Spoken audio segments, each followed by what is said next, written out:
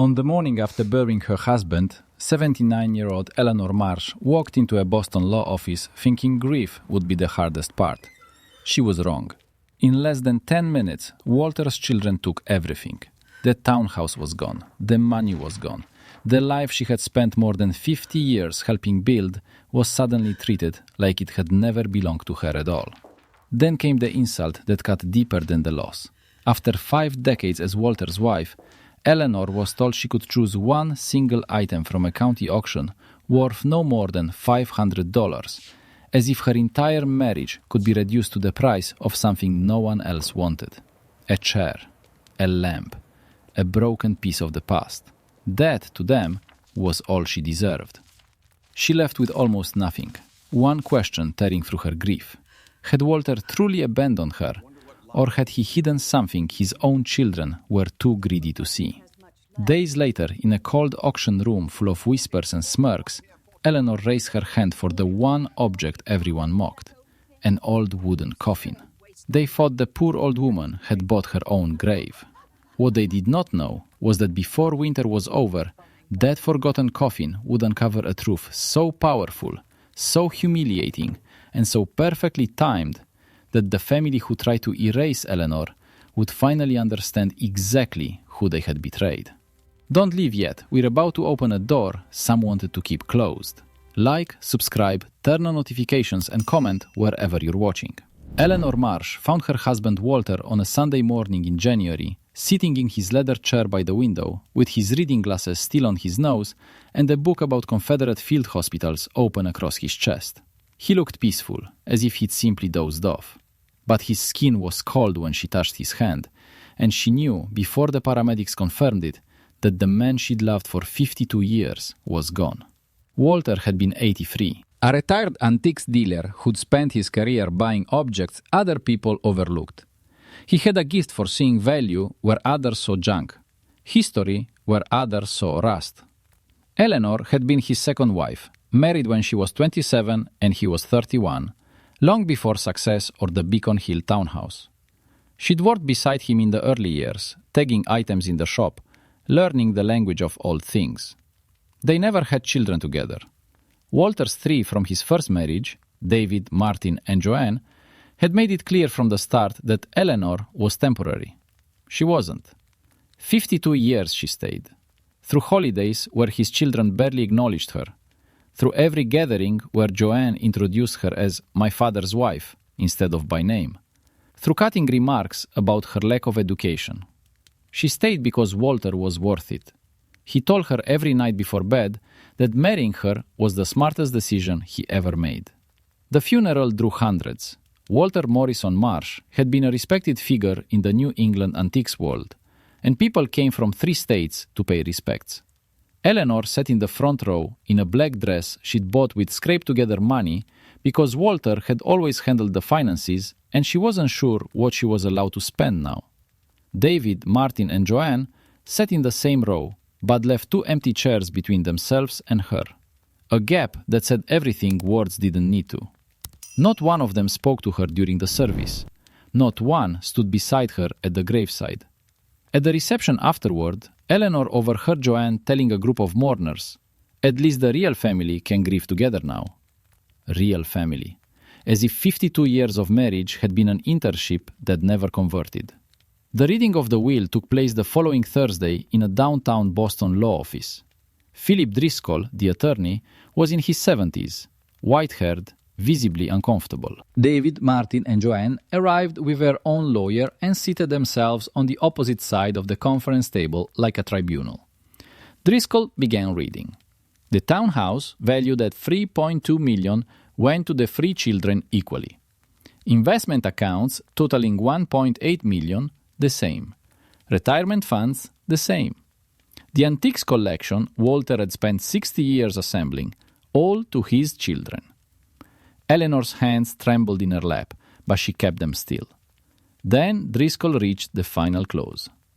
To my wife, Eleanor Ann Marsh, I leave the following.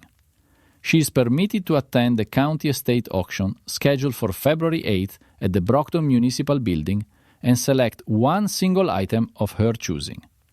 The cost will be covered from the estate up to $500. This is my full and complete bequest." Joanne laughed. One sharp sound she didn't bother hiding. David leaned back in his chair. 52 years of keeping house doesn't pay as well as she thought. Martin was already on his phone, texting, already moved on. Driscoll looked at Eleanor with an expression she couldn't read. Pain, but something else underneath. Something almost urgent. "Mrs. Marsh, you are to attend the Brockton auction on February 8th and choose one item. Do you understand?" "I understand," Eleanor said steadily. She drove home through freezing rain. 52 years, and Walter had left her permission to buy one thing at an auction. The townhouse would be sold. She had 30 days. Her Social Security was $1,100 a month. She had $612 in savings. That was everything. February 8th was a Tuesday. Cold, gray, punishing. The auction was in the basement of the Brockton Municipal Building, fluorescent lit, 40 people in folding chairs, mostly dealers hunting cheap inventory. Eleanor sat in the back row. In 2 weeks, she'd be homeless. She was 79 and functionally invisible. Lots moved quickly. Furniture, dishes, tools, filing cabinets. Eleanor watched without bidding. Nothing spoke to her. Why had Walter sent her here? Then the auctioneer held up lot 31. "All right, folks, this one's unusual. A wooden coffin, appears to be 19th century, origin unknown. Found in a condemned storage facility in Quincy. No remains, just an empty old box shaped like a person. Minimum bid $1. Nervous laughter. Nobody raised a hand. "Come on, solid wood, good craftsmanship. $1. Anyone?" Eleanor stared at it from across the room. Dark wood, narrow, 6 feet long, slightly tapered, no ornamentation. Plain utilitarian construction. The kind she'd seen in Walter's reference books about Civil War artifacts. Something tightened in her chest. Not recognition exactly, but instinct. 52 years beside a man who saw value in things nobody wanted had taught her something. $3, Eleanor said. Every head turned. A 79-year-old woman in a second-hand coat bidding on a coffin. $3 from the lady in back. Anyone else? Going once, going twice, sold. Eleanor walked forward and counted out 3 bills. A dealer near the door muttered loud enough for her to hear. Poor old girl just bought her own coffin. Saddest thing I've ever seen. Eleanor didn't respond. She placed her hand on the lid and felt the grain under her palm. Rough and ancient and real. The wood was solid despite its age. Whoever built this had built it to last, built it to hold something precious, which struck her as a strange thought to have about a coffin. But Walter had taught her that objects carry intentions. Every piece tells you what it was made for, he used to say. You just have to listen. She didn't know why Walter had sent her here. She didn't know what this coffin meant, or where she would take it, or what she would do tomorrow when the reality of her situation pressed down again. But for the first time since finding him cold in his chair, she felt something other than grief. She felt certain. Getting the coffin out of the auction hall cost Eleanor her dignity and most of her remaining pride. She couldn't lift it alone. 2 municipal workers carried it to the parking lot and left it on the curb. Eleanor stood beside it in the freezing wind, with no vehicle large enough to transport it, and no one to call. A pickup truck pulled alongside her 20 minutes later. The driver was a woman in her 50s named Ruth Aguilar, who ran a second-hand furniture shop in Brockton. She'd been at the auction buying inventory. "You need a ride for that thing?" Eleanor nodded. "I don't have money to pay you." "Didn't ask for any." "Where are we going?" Eleanor gave the address of the storage unit she'd rented that morning for $65 a month, the cheapest available. It was where she'd been moving her personal belongings, the few things David and Martin and Joanne had allowed her to take from the townhouse. Clothes, photographs, Walter's reading glasses, a box of his reference books they deemed worthless. Ruth helped slide the coffin inside, then stood with her hands on her hips, studying Eleanor. "You got somewhere to sleep tonight?" Eleanor hesitated. The townhouse was technically still hers for 11 more days, but David had been bringing contractors through daily, measuring rooms while she sat in the kitchen pretending she couldn't hear. Going back felt like volunteering for humiliation. "I have a place," Eleanor said. Ruth handed her a business card. "If you need work, I need someone 3 mornings a week to sort inventory. $12 an hour, cash." Eleanor took the card. "I know what it looks like when somebody's starting over with nothing," Ruth said. "Been there." 11 days later, Eleanor was out of the townhouse. David had the locks changed at noon on the deadline. Eleanor was gone by 8, carrying the last of her things in grocery bags. She'd found a rented room from a retired nurse named Doris Kwan, $450 a month, including utilities, in a neighborhood where nobody asked questions. She took Ruth's job. 3 mornings a week, she sorted donated furniture, cleaned pieces for resale, tagged prices. Her back ached. Her knees protested concrete floors. Her hands cracked and roughened within the first week. But the work steadied her. It gave structure to days that otherwise would have collapsed under grief and displacement. In the evenings, Eleanor visited the storage unit.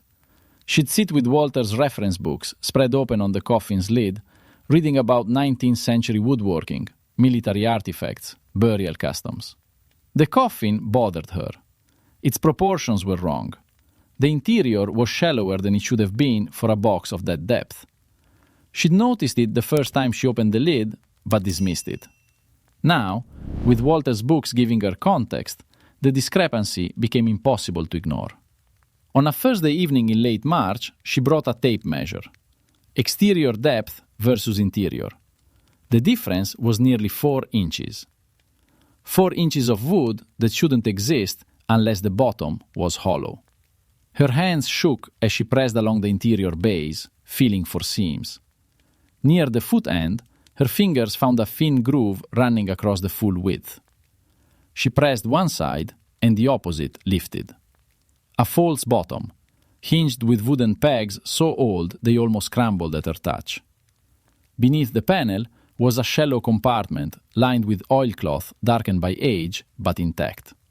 Inside were documents, a thick bundle of papers tied with a leather cord so brittle it snapped when she touched it, a small leather-bound journal, and a folded piece of cloth that turned out to be a hand-drawn map on linen, marked with coordinates and terrain features, and a date in the upper corner. April 1865. Eleanor's breath caught. She recognized the handwriting, not from personal experience, but because Walter had shown her photographs of it dozens of times, always with the same reverent expression. "That's the hand of Colonel James Whitfield," he'd say, "one of the great lost figures of the Civil War. A Union cartographer whose field maps were considered works of genius, but almost none survived. If someone ever found an original Whitfield map, it would rewrite what we know about the final campaigns." The journal confirmed it. Whitfield's own words, documenting his final months in the field, his fear that retreating forces would destroy his maps, his decision to hide his most important work inside a coffin built by a sympathetic carpenter. A vessel designed to be overlooked, because nobody searches the dead for treasure. One passage stopped her cold. "I have placed my life's labor where no ambitious officer or thief will think to look. In a vessel of death, I have hidden the work that maps life as it was. If these documents survive me, let someone worthy find them and know that I did not let my work die with my body." Eleanor sat for a long time without moving. Walter had known. He must have known, or at least suspected, what this coffin contained. He couldn't have told her directly because the will would be scrutinized by his children and their lawyers. He couldn't have left her money or property without them contesting every dollar. So he'd done the only thing he could. He'd pointed her toward an object nobody else would want, trusting that 52 years of learning beside him had given her the eyes to see what others couldn't. He hadn't abandoned her. He'd hidden her inheritance inside the one thing his children would never fight over. A coffin bought for $3 at a county auction, worth nothing to anyone who didn't know how to look. Ruth was the first person Eleanor told. She brought the journal to the shop on a Monday morning and laid it open on the counter. Ruth read the first page, looked up and said, "Is this real?" "I think so," Eleanor said, "but I need someone who can prove it." Ruth's late husband had been a history teacher. His former colleague, Dr. Alan Mercer, chaired the American History Department at Boston University. Mercer arrived at the storage unit 2 days later with a graduate student and a portable UV light. Eleanor watched him open the journal. She watched his expression shift from professional politeness to disbelief to something close to awe. He spent 40 minutes examining the map in silence. Then he turned to Eleanor and said quietly, "Mrs. Marsh, do you understand what you have here?"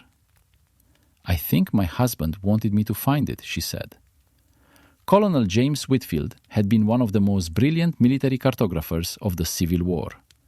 His maps were so precise that Union generals treated them as strategic weapons. After the war, Whitfield vanished. His papers, maps, journals all disappeared. Historians spent 160 years searching. The prevailing theory was that everything had been destroyed in the war's final weeks. It hadn't. It had been hidden inside a coffin by a man who understood that death was the one hiding place no one would disturb. Authentication took 3 months. Specialists from the Smithsonian, a conservator from Harvard, a handwriting analyst comparing entries against known Whitfield letters. Every test confirmed what Eleanor had felt the moment her fingers found that groove. It was real. The announcement made national news. Lost Civil War cartographer's masterwork found in coffin purchased for $3. The 7 hand-drawn original maps were valued collectively at over $2 million. The journal was deemed priceless. 3 universities and 2 museums made competing offers to acquire the collection. Eleanor declined them all. She negotiated a long-term loan with Boston University, allowing the documents to be studied and displayed while remaining her property. The university paid a substantial annual fee. Combined with their social security, it was more than enough. She moved into a small apartment near Ruth's shop. 2 bedrooms, good light, a kitchen where she could cook for the people who'd become her family. She kept working at the shop 3 mornings a week, because she liked it, because Ruth had become the closest friend she'd ever had. David, Martin, and Joanne came in June. Eleanor opened the door and found all 3 in the hallway, dressed expensively, wearing expressions she'd never seen on their faces, something between outrage and desperation. Joanne spoke first, her voice carrying the full sweetness Eleanor had endured for 50 years. "We've consulted attorneys. The coffin was purchased with estate funds, which means the contents are arguably estate property. We are entitled to a share." Eleanor looked at her steadily. "The will specified I could select 1 item and the estate would cover the cost. The coffin cost $3. It was purchased and transferred exactly as instructed. The contents were inside the item I selected. They're mine." "That's not what Father intended," Martin said. "Your father intended exactly this," Eleanor replied. "He spent 40 years as an antique stealer. He knew what was inside that coffin. He knew none of you would look twice at it. He knew I would, because he taught me to see what other people miss. This wasn't an accident. It was the most deliberate thing he ever did." "We'll take this to court," David said. "You're welcome to try. But Philip Driscoll has a letter from your father, written 6 months before he died, documenting his full knowledge of the coffin and its contents. The letter states his wish that I find and keep whatever was inside. It also explains why he structured the will the way he did. because he knew if he left me anything of visible value, you would contest it until nothing remained. She paused. He knew his own children. He loved you, but he knew exactly who you were. Joanne stood, smoothed her skirt, and walked out. Martin followed. David lingered in the doorway. He really planned all of this? His voice had changed. The anger was gone. What remained sounded like grief. Every detail, Eleanor said, for years. Because he loved me, and he didn't trust you to let me keep what he wanted me to have. That should tell you something, David. Not about me. About you. David left. Eleanor closed the door, sat down, and pressed her hands flat against her knees until they stopped shaking. Then she called Ruth. Come over tonight. Bring wine. I'll cook. 8 months later, on the anniversary of Walter's death, Eleanor stood in the Boston University Gallery where the Whitfield collection was displayed behind climate-controlled glass. A small brass plaque read, "The Whitfield Documents, discovered by Eleanor Marsh." She stood before the map drawn in April of 1865, its precise lines and careful coordinates, and the faded handwriting of a man who refused to let his work disappear. She thought about Walter in his leather chair with his books, spending decades protecting this secret, waiting for the right moment to pass it to the only person he trusted. She thought about the woman who stood in that freezing parking lot beside a coffin with no ride and no plan, and $600 to her name. That woman had been terrified. This woman was not. Ruth appeared beside her. You okay? Eleanor nodded. He's still teaching me things, even now, even gone. That's what 52 years means. It means they never really leave. They stood together in the quiet gallery, looking at a treasure that had waited 160 years inside a $3 coffin for exactly the right pair of hands to set it free.